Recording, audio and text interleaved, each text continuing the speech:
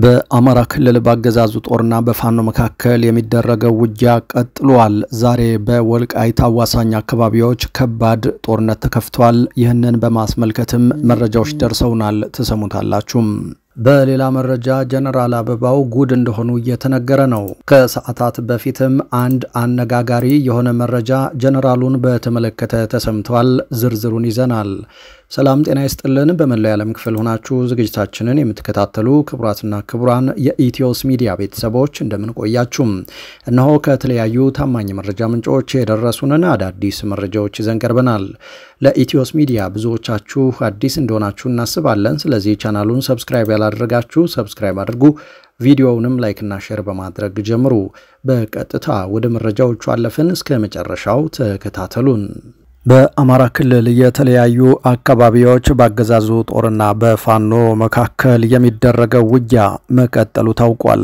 በሰሜንና ማዕከላዊ ጎንደር ዞን የወልቃይት አዋሳኝ ቀጠናዎች እንዲሁም በጎጃም የተለያዩ አካባቢዎች ከፍተኛ ሰብአዊና ቁሳዊ ጉዳት የተመዘገበበት ውጊያ ቀጥሏል። በሌላ በኩል አሁንም ውጊያው ተባብሶ በቀጠለበት ሁኔታ አገዛዙ የሀገራዊ ምክክር አጀንዳ ማሰባሰብ መድረክን ነገ በባህር ዳር አደርጋለሁ ሲል አስታውቋል። በጎንደር ቀጠና ጠገዴ ወረዳ ጸዳሉና አዲስ ዓለም በተባሉ አካባቢዎች ከባድ ውጊያ መደረጉን የአካባቢው የመረጃ ምንጮች ተናግረዋል። በወረዳው በሚገኘው ያገዛዙ ጦር ላይ የፋኖ ኃይሎች ጥቃት መሰንዘራቸውን ተከትሎ ውጊያው መቀስቀሱን የገለጹት የመረጃው ምንጮች ሙሉ ቀን በዘለቀው ውጊያም ከፍተኛ ጉዳት ደርሷል። በጸጋሎና አዲስ ዓለም ከተሞችም የፋኖ ኃይሎች ገብተዋል ብለዋል። የአማራ ፋኖ አንድነት በጎንደር አመራር ለሚዲያ እንደገለጹት ከሆነ ደግሞ የትናንቱ ውጊያ ከጸጋሎና ከአዲስ ዓለም በተጨማሪ የጠገዴ ወረዳ ዋና ከተማ በሆነችው ቅራቅር ዙሪያም ቀጥሎ ውሏል። በውጊያው ያገዛዙ ጦር ላይ ከፍተኛ ሰብአዊና ቁሳዊ ጉዳት አድርሰንበታል፣ በርካታ ወታደሮችና መሳሪያም ማርከነዋል ሲሉ የፋኖ አመራሩ ለኢትዮ ኒውስ ተናግረዋል። በተመሳሳይ በሰሜን ጎንደር ዞን ጠለምት ቀጠናም የፋኖ ኃይሎች ከከባድ ውጊያ በኋላ የዛሪማ ከተማን መቆጣጠራቸው ታውቋል። በፋኖ አርበኛ ሰፈር መለሰ የምትመራው የቀጠናው የፋኖ ኃይል ከተማዋን ለመቆጣጠር ባደረገችው ውጊያ ያገዛዙ ጦር ላይ ከባድ ጉዳት መድረሱን ያስታወቁት። በተመሳሳይ በጎጃም የተለያዩ አካባቢዎች ከባድ ውጊያ መቀጠሉ ታውቋል። በጎጃም አገው ምድር ቲሊሊና አሽፋ መገንጠያ አካባቢ ትናንት ከሰዓት በኋላ በተደረገ ውጊያ ከፍተኛ ሰብአዊና ቁሳዊ ጉዳት መድረሱን የፋኖ የመረጃ ምንጮች አስታውቀዋል። በውጊያው ባገዛዙ ላይ ከደረሰው ሰብአዊ ጉዳት በተጨማሪ በርካታ የጦር መሳሪያዎችም በፋኖ ኃይሎች በምርኮ ተይዘው ተወስደዋል።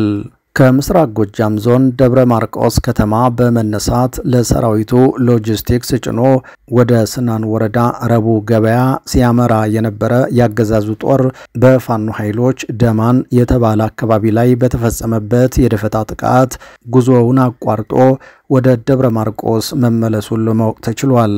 በተያያዘም በደብረ ማርቆስ ከተማ በዛሬው ዕለት ያገዛዙ የፖሊስ አዛዥ ኢንስፔክተር ካሳሁን በተተኮሰበት ጥይት መገደሉ ሲታወቅ፣ በተመሳሳይ ትናንት የደብረ ኤልያስ ወረዳ የሚሊሻ ጽሕፈት ቤት ኃላፊ ይከበር ተመስገን ከናጃቢዎቹ በፋኖ ኃይሎች በተፈጸመበት ጥቃት መገደሉን የመረጃው ምንጮች ጠቁመዋል። በዚሁ ምስራቅ ጎጃም ዞን ባሶ ሊበን ወረዳ ኮርክና የላምጌ ጫካ አካባቢ በተደረጉ ውጊያዎች በርካታ የሚሊሻ አባላት መገደላቸውን የመረጃው ምንጮች አክለው ገልጸዋል። በሸዋ ቀጠና ምንጃር አካባቢ ለሁለት ተከታታይ ቀናት በተደረገ ውጊያም ከፍተኛ ሰብአዊና ቁሳዊ ጉዳት ደርሷል ተብሏል። በምንጃር ግድብ የተባለ አካባቢ በፋኖ ኃይሎች በተፈጸመ ጥቃት በርካታ ያገዛዙ ፖሊስና ሚሊሻ አባላት መገደላቸውን የመረጃው ምንጮች ከስፍራው አረጋግጠዋል። በተያያዘም በአረርቲ ከተማ የምንጃር ሸንኮራ ወረዳ ፖሊስ ጽሕፈት ቤት ላይ የቦምብ ጥቃት መፈጸሙ ታውቋል። በተመሳሳይ ትናንት ምሽት በከተማዋ ቦሎ ጊዮርጊስ በሚገኝ ያገዛዙ ጦር ካምፕ ላይ ጥቃት ተከፍቶ እንደነበር የገለጹት የመረጃው ምንጮች ሆኖም በጥቃቱ የደረሰውን ጉዳት በተመለከተ ለማወቅ እንዳልቻሉ ተናግረዋል። በአካባቢው 5 ያገዛዙ መከላከያ አባላትና አንድ የሚሊሻ አባል ከነትጥቃቸው ወደ ፋኖ መቀላቀላቸውን የፋኖ የመረጃ ምንጮች ጨምረው ተናግረዋል። በሌላ በኩል በአገዛዙ የተቋቋመው የሀገራዊ ምክክር ኮሚሽን ጦርነት ውስጥ በሚገኘው የአማራ ክልል የአጀንዳ ማሰባሰብ ስራዬን ነገ በባህር ዳር ከተማ እጀምራለሁ ሲል አስታውቋል። የፋኖ ኃይሎችን ጨምሮ በተለያዩ አካላት ያገዛዙ የስልጣን ማራዘሚያ መሳሪያ ነው በሚል ትችት የሚቀርብበት ኮሚሽኑ በአማራ ክልል የሚካሄደውን የአጀንዳ ማሰባሰብ ሂደት ከነገ ቅዳሜ መጋቢት 27 2017 ዓ.ም ጀምሮ አደርጋለሁ ብሏል።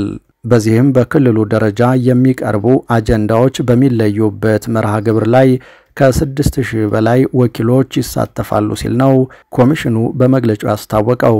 አንዴ ጦርነቱን በሰላማዊ ውይይት ለመፍታት ተቃርበናል፣ በሌላ በኩል ደግሞ የፋኖ አመራሮች እየተወያዩ ነው፣ አንዴ ደግሞ በክልሉ ያለው ጦርነት የአጀንዳ ማሰባሰብ ስራዬን ሊያስቀጥለኝ አልቻለም በሚል በተደጋጋሚ የሚጠቅስ የነበረው የምክክር ኮሚሽኑ አሁን ላይ በባህር ዳርና የተለያዩ አካባቢዎች የአማራን ሕዝብ ይወክላሉ ያላቸውን ያገዛዙን ሰዎች ሐሳባችሁን ስጡኝ በማለት ሊሰበስብ መዘጋጀቱ ታውቋል።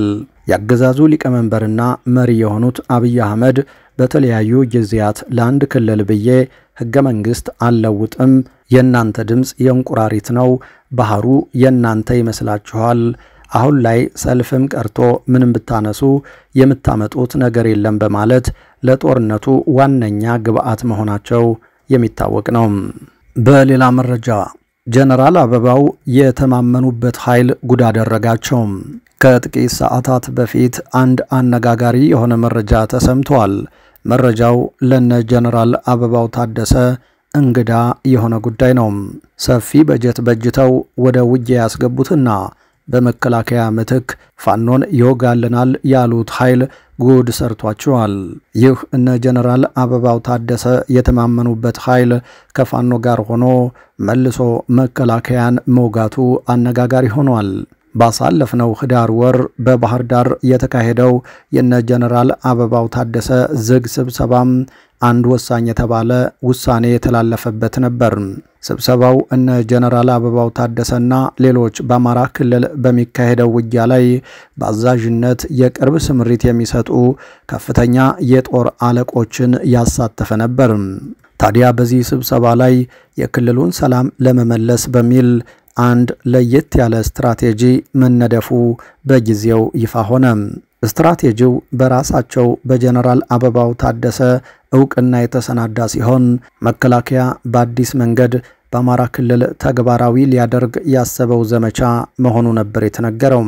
አዲሱ ስልት በስፋት ከተመከረበት በኋላም በቶሎ ተግባራዊ ሆኖ መሬት ላይ በተጨባጭ የታየ ጉዳይ ነው። የክልሉን ሰላም የማስጠበቅ በተለይ ደግሞ ከፋኖ ጋር በሚደረገው ውጊያ ሚሊሻዎችን እና አድማ ብተናዎችን በገፍ በማሰልጠንና በማስታጠቅ ፋኖ ጋር በመዋጋት በመከላከያ በኩል የሚከፈለውን ዋጋ ማስቀረትና የክልሉን ሰላም በእንዲህ አይነት መንገድ የማስጠበቅ ዘመቻ ነው ሲካሄድ የቆየው። ታዲያ በዚህ ዘመቻ ተሳታፊ በመሆን የመከላከያን ስምሪት ተክቶ በመውሰድ ከፋኖ ጋር እንዲዋጋም ወደ ግዳጅ የገባው ኃይል መከላከያን መውጋቱ አነጋጋሪ ሆኗል።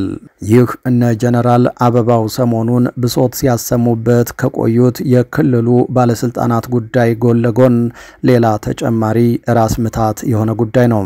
ሰሞኑን ከእይታ ርቀው የሰነበቱት ጀነራል አበባው በጤና እክል ምክንያት ሆስፒታል መግባታቸው ከተነገረ በኋላም በድንገት ባህር ዳር ተገኝተው ጥቂት ቆይታ አድርገው ሲመለሱ ጀነራሉን ባህር ዳር የወሰዳቸው ብርቱ የሥራ ጉዳይ በክልሉ ያለው ወቅታዊ ሁኔታ ነበር።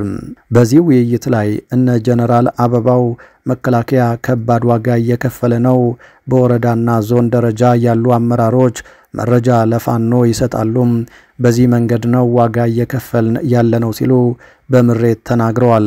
ከዚህ ባለፈ የአማራ ብልጽግና ባለስልጣናትም በተመሳሳይ ከፋኖ ጋር አብራችሁ ትሰራላችሁ የሚል ትችት ቀርቦባቸዋል። ሰሞኑን በጎጃም በተካሄደው ውጊያ ደግሞ የክልሉ አድማ ብተና አባላት ከፋኖ ጋር አብረው በመሰለፍ መከላከያ ላይ ተኩስ መክፈታቸው ለነ ጀነራል አበባው ያልታሰበ አይነት ነገር ሆኗል። በክልሉ ከፋኖ ጋር አብረው በመስራት ሲታሙ የቆዩት የክልሉ ባለስልጣናት ነበሩ።